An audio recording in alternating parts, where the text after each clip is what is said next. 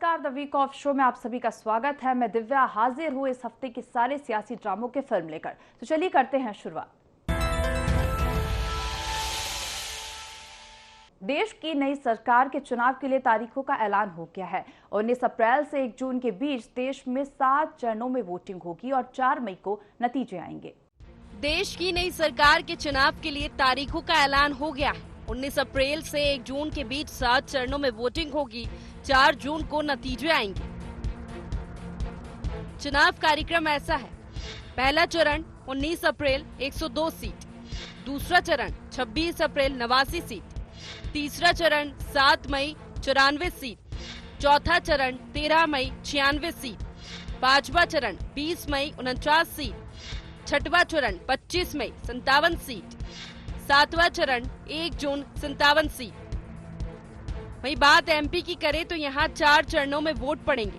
मध्य प्रदेश में पहला चरण 19 अप्रैल सीधी, शहडोल, जबलपुर, बालाघाट, मंडला, छिंदवाड़ा। दूसरा चरण 26 अप्रैल टीकमगढ़, दमोह, सतना, रीवा, खजुराहो, होशंगाबाद, बैतूल। तीसरा चरण 7 मई मुरैना, भिंड, ग्वालियर, गुना, सागर, विदिशा, भोपाल, राजगढ़। चौथा चरण 13 मई देवास, उज्जैन, मंदसौर, रतलाम, धार, इंदौर, खरगोन, खंडवा को वोट पड़ेंगे। बात अगर देश और प्रदेश की मौजूदा राजनीतिक तस्वीर की करें तो एनडीए के पास मौजूदा समय में 334 सांसद हैं। आईएनडीआईए के हिस्से में 125 सांसद हैं। एनडीए और आईएनडीआईए से अलग 84 सांसद हैं। मध्य प्रदेश की 29 सीटों में 28 बार भाजपा का कब्जा है। सिर्फ 1 सीट छिंदवाड़ा कांग्रेस के पास है। भाजपा देश में अब की बार 400 पार तो एमपी में क्लीन स्वीप यानी सभी 29 सीटों पर कब्जे का टारगेट लेकर चल रही है। तो कांग्रेस अपने इंडी गठबंधन के दम पर देश में सरकार बनाने और एमपी में भाजपा को मात देने का दावा कर रही है। दोनों के अपने अपने दावे और तर्क है।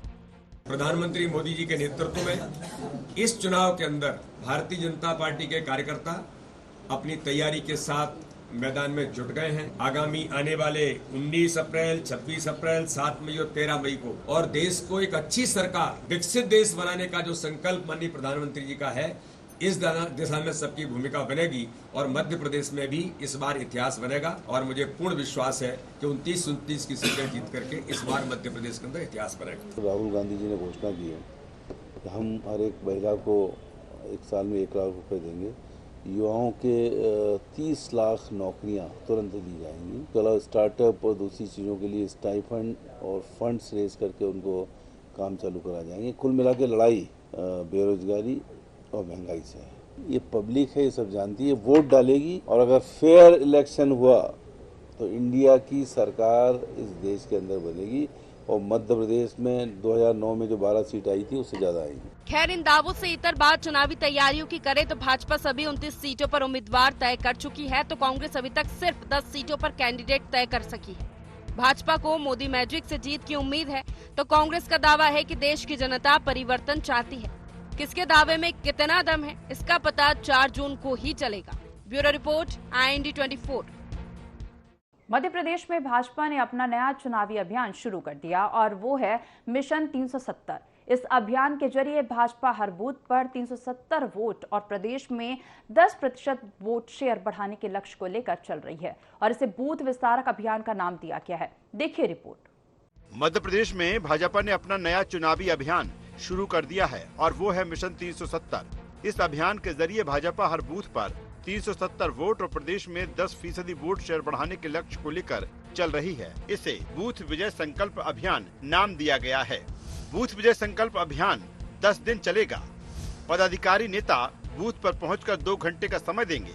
64,523 बूथों पर 41 लाख कार्यकर्ता भेजने का लक्ष्य। योजनाओं के लाभार्थियों विभिन्न वर्गों से होगा संवाद। भाजपा के नेता इस अभियान में जुट गए हैं।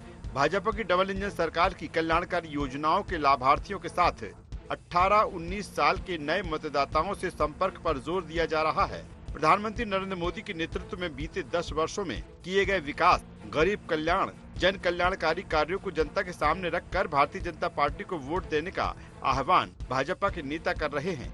हर बूथ मोदी बूथ बन रहा है। आज पूरे देश के अंदर, मध्य प्रदेश के अंदर 64,523 बूथों पर हर बूथ पर मोदी होंगे और हर बूथ में जीत का इतिहास जिसकी शुरुआत हमने कल की है 370 प्लस वोट बढ़ा करके मध्य प्रदेश के हर बूथ को जीतने का अभियान भारतीय जनता पार्टी ने लिया है। हमारे माननीय प्रधानमंत्री जी के नेतृत्व में, माननीय अमित शाह जी के नेतृत्व में, माननीय नड्डा जी के नेतृत्व में, हमारे मध्य प्रदेश के लोकप्रिय मुख्यमंत्री डॉक्टर मोहन यादव के नेतृत्व में हम लगातार हमारी यात्रा आगे बढ़ रही है। भाजपा ने इसी अंदाज में अभियान चलाकर विधानसभा चुनाव में भी प्रदेश में 6% वोट बढ़ाए थे। विशेष सदस्यता अभियान में मिस्ड कॉल के माध्यम से 2023 का बूथ मैनेजमेंट 17 लाख से अधिक नए सदस्य जोड़े गए।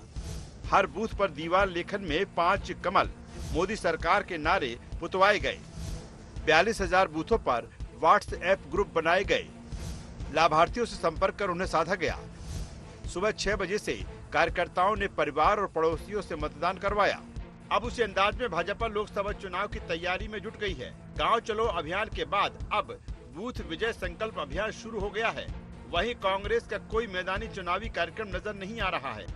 ये बात दीगर है कि कांग्रेस भाजपा के मिशन 370 पर तंज कस रही है। भारतीय जनता पार्टी 370 बेरोजगार ढूंढे हर बूथ पे, 370 किसान कर्जदार हैं हर बूथ पे, उनको ढूंढना पड़ेगा। 370 भारतीय जनता पार्टी को की आत्महत्या करने वाले हर 2 बूथ में मिल जाएंगे पिछले 10 साल में, उनको ढूंढे। भारतीय जनता पार्टी अपने धर्म को निभाए। वो ये जब बोलते हैं जैसा आप बोल रहे हो तो वो ये कहते हैं हम रावण की भाषा बोल रहे हैं, तो रावण की भाषा लोकतंत्र में नहीं चलती। लोकतंत्र में माए बाप जनता होती, जनता देखे इनके अहंकार, जनता सुने इनकी भाषा। समय परिवर्तनशील है।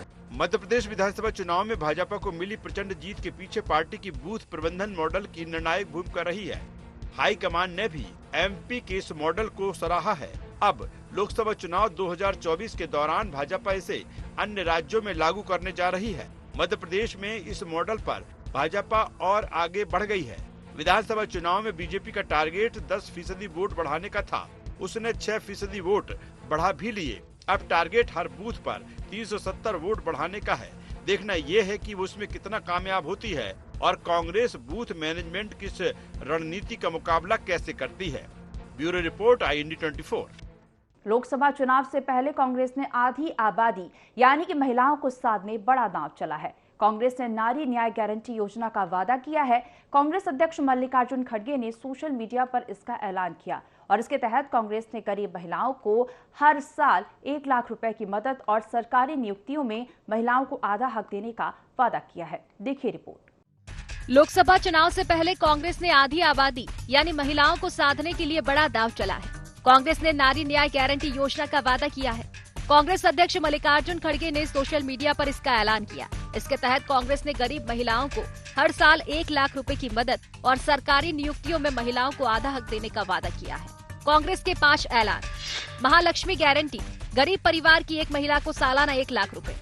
आधी आबादी पूरा हक, केंद्र सरकार की नई नियुक्तियों में आधा हक महिलाओं को मिलेगा। शक्ति का सम्मान, आंगनबाड़ी, आशा और मिड डे मील वर्कर्स के मानदेय में केंद्र सरकार का 2 गुना योगदान होगा। अधिकार मैत्री, हर पंचायत में महिलाओं को जागरूक करने कानूनी सहायक की नियुक्ति होगी। सावित्रीबाई फुले हॉस्टल, जिला मुख्यालयों में कामकाजी महिलाओं के लिए एक हॉस्टल होगा। कांग्रेस ने मोदी सरकार की महिला हितैषी योजनाओं की काट के लिए ये ऐलान किया है। ऐसे में अब आपके जहन में ये भी सवाल होगा कि मोदी सरकार की वो कौन सी योजनाएं हैं जिनकी काट कांग्रेस को ढूंढनी पड़ी है। मोदी की महिला हितैषी योजनाएं। महिला कोइड योजना, कौशल विकास के लिए 3,000 रूपए भत्ता, 75% तक लोन। महिला समृद्धि योजना, महिलाओं को स्वरोजगार के लिए 1.40 लाख रुपए तक का लोन। प्रधानमंत्री मातृ वंदन योजना, गर्भवती महिलाओं को 6,000 रूपए की आर्थिक मदद। स्टैंड अप इंडिया योजना, उद्यमशीलता को बढ़ावा देकर आर्थिक सशक्तिकरण और रोजगार सृजन। प्रधानमंत्री उज्ज्वला योजना, गरीब परिवार की महिलाओं को रियायती दर पर रसोई गैस। बेटी बचाओ बेटी पढ़ाओ, बालिका लिंग अनुपात में कमी को रोकना और महिलाओं को सशक्त बनाना। फ्री सिलाई मशीन योजना, आर्थिक रूप से कमजोर महिलाओं को स्वरोजगार के लिए सिलाई मशीन देना। सुकन्या समृद्धि योजना स्कीम, बच्चियों की उच्च शिक्षा और शादी के लिए आर्थिक मदद। मुद्रा लोन योजना, सूक्ष्म और लघु उद्योग के लिए 10 लाख रुपए तक का लोन। कांग्रेस के इस ऐलान के कुछ देर बाद ही प्रधानमंत्री नरेंद्र मोदी ने एक साथ कई वीडियो शेयर कर ये बताने की कोशिश भी की कि उनकी सरकार में किस किस तरह की महिलाओं की जिंदगी में नया सवेरा आया है। ऐसा लगता था कि ऐसा कौन सा दिन आएगा क्योंकि अपन भी दूसरे लोगों की तरह थोड़े अच्छे से रह सकें। पहले तो नहीं था, कुछ सरकारी योजनाएं कुछ भी नहीं थी। 10 साल से ये सरकारी योजनाएं चल रही हैं मोदी जी की तरफ से। तो ये स्वनिधि योजना चल गई, इसमें 10,000 का लोन हुआ। जैसे बढ़ते बढ़ते अब निजी अपना खुद का धंधा हो गया, उससे चला रहे हैं। 2015 में बिहान परियोजना जब हमारे यहाँ आया दंतेवाड़ा जिला में, उनसे सीख करके ही मैं ट्रेनर बनी और मैं बाकी लोगों को भी सिखा रही। इन योजनाओं के माध्यम से ही हम लोगों ने अपना छोटा छोटा व्यवसाय किया, उसी से ही हमको आय आना शुरू हुआ और उसी से ही लखपति दीदी भी मैं बनी हूँ। आने तूफान आता था तो बहुत डर लगता था, बादल भी गरजने लगता था, घर से पानी गिरता था। एक पक्का घर हमारे लिए सपना जैसा था। महिला कल्याण के दावों पर दोनों पार्टी आमने सामने भी है। देखिए, नारी शक्ति को पूरी तरह से अधिकार संपन्न बनाने के लिए और उनके प्रति हो रहे अन्याय को मोदी सरकार में जो हो रहा है समाप्त करने के लिए 5 गारंटियों के साथ हमारी कांग्रेस पार्टी सामने आई है। उन्हें सुरक्षा दी जाएगी पूर्णतः और उन्हें जो है कामकाज की सुविधा दी जाएगी। इनमें से कई योजनाओं के जो है पायलट हमारी कर्नाटक और दूसरी सरकारों में लागू है। हाथी के दांत हैं खाने के और दिखाने के और। कांग्रेस अपनी पहली सूची में 10 प्रत्याशी घोषित करती है और 1 महिला प्रत्याशी नहीं देती। उसके बाद सिद्धार्थ कुशवाहा जैसे लोग, फूल सिंह बरैया जैसे लोग उसमें प्रत्याशी हैं जो महिलाओं के लिए घृणित मानसिकता रखते हैं, जिन्होंने ट्रेनों में महिलाओं को छेड़ा। तो ऐसे में जब कांग्रेसी स्वयं महिला व्यभिचार की जीती जागती मिसाल में, ऐसे में वो महिलाओं के लिए कोई घोषणा करेंगे तो वो आत्मविरोधाभासी होगा, इसके अतिरिक्त और कुछ नहीं। केंद्र में लगातार 2 बार भाजपा की सरकार बनाने में महिलाओं का बड़ा योगदान है। भाजपा के पास महिलाओं को 33% आरक्षण, मुस्लिम महिलाओं के लिए 3 तलाक पर कानूनी पाबंदी, हर परिवार को पक्की छत, हर घर को नल जल, आयुष्मान उपचार जैसे प्रयासों को भी महिला सशक्तिकरण की दिशा में बढ़ाए गए कदम बता रही है। ऐसे में कांग्रेस का ये ऐलान उसकी कितनी मदद कर पाता है, ये देखने लायक होगा। Bureau report, IND 24। विधानसभा चुनाव की करारी हार के बाद कांग्रेस लोकसभा चुनाव में उठ खड़े होने की कोशिश कर रही है और नेता दनादन पार्टी छोड़ रहे हैं। पिछले कुछ महीने में शायद ही कोई दिन रहा हो जब किसी न किसी नेता ने कांग्रेस न छोड़ी हो। पार्टी छोड़ने वाले भी आम कार्यकर्ता नहीं हैं। इनमें कई ऐसे चेहरे भी हैं जिनका नाम लोकसभा प्रत्याशी के तौर पर चल रहा था। शायर बशीर बद्र का एक शेर है, कुछ तो मजबूरियां रही होंगी, यूं कोई बेवफा नहीं होता।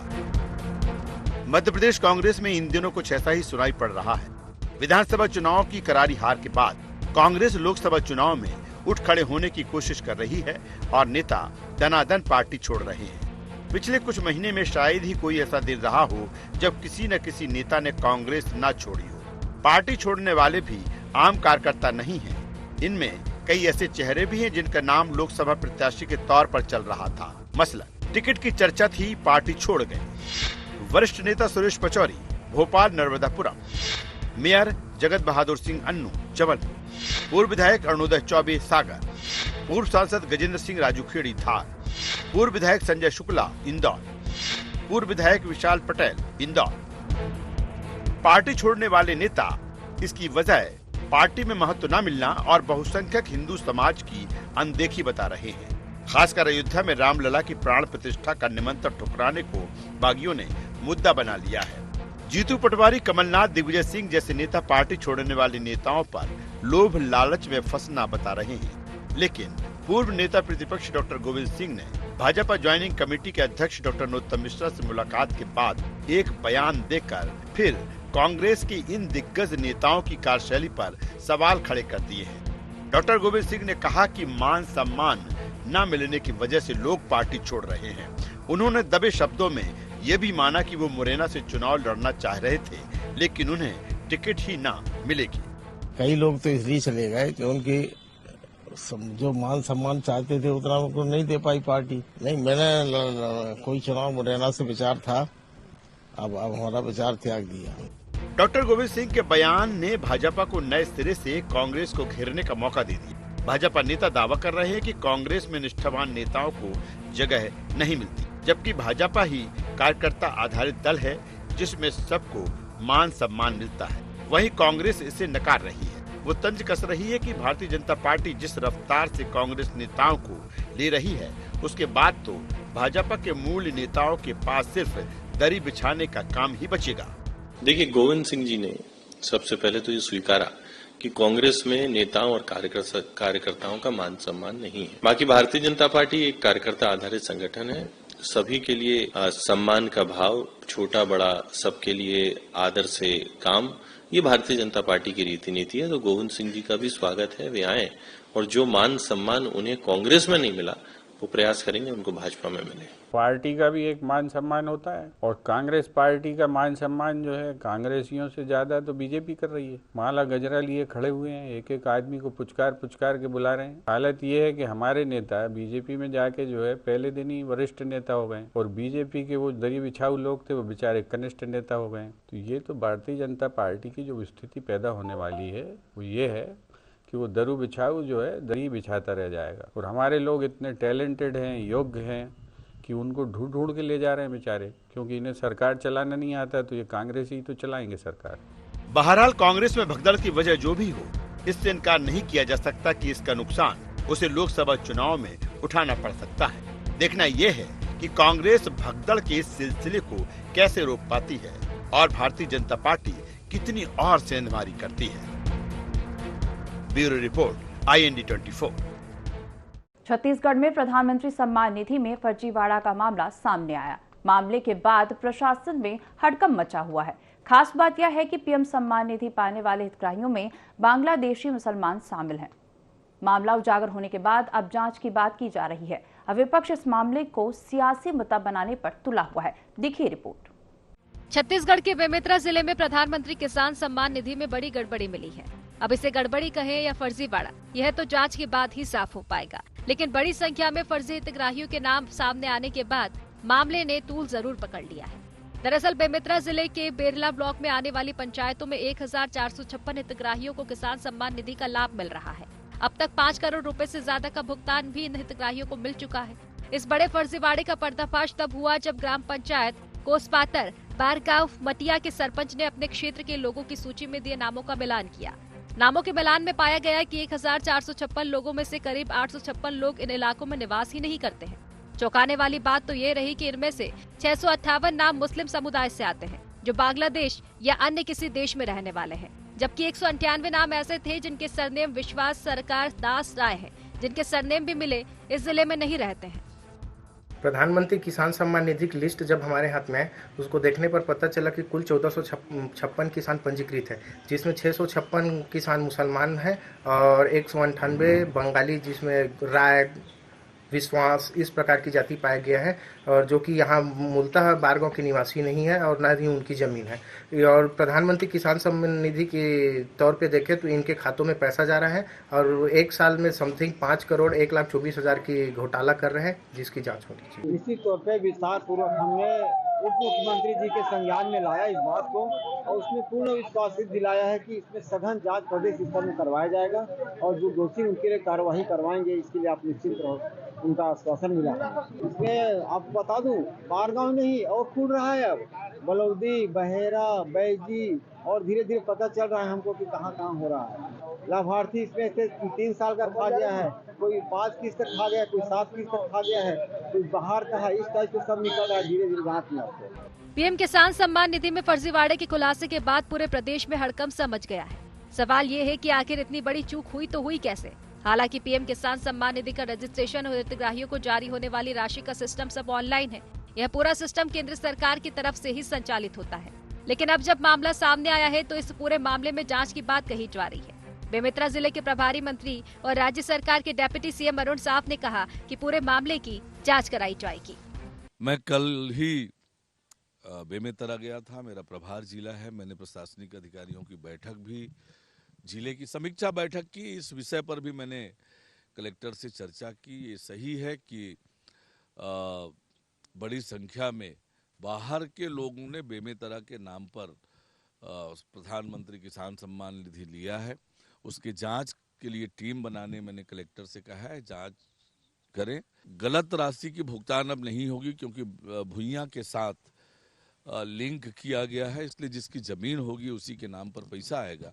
पर पूर्व में बहुत बड़ी राशि ऐसे अपात्र लोगों को गया है, उसकी वसूली की भी कार्रवाई होगी और उसके जांच के लिए भी मैंने निर्देशित किया है। छत्तीसगढ़ में पीएम सम्मान निधि के नाम पर लाभ लेने वालों के नाम चौंकाने वाले इसलिए है क्योंकि इनका कनेक्शन बांग्लादेश से है, इसलिए यह मामला गंभीर हो गया है। यही कारण है कि बेमेतरा जिले के इस फर्जीवाड़े को लेकर विपक्ष को एक बड़ा मौका मिल गया है। इस मौके पर कांग्रेस भी सरकार को घेरने के प्रयास में जुट चुकी है।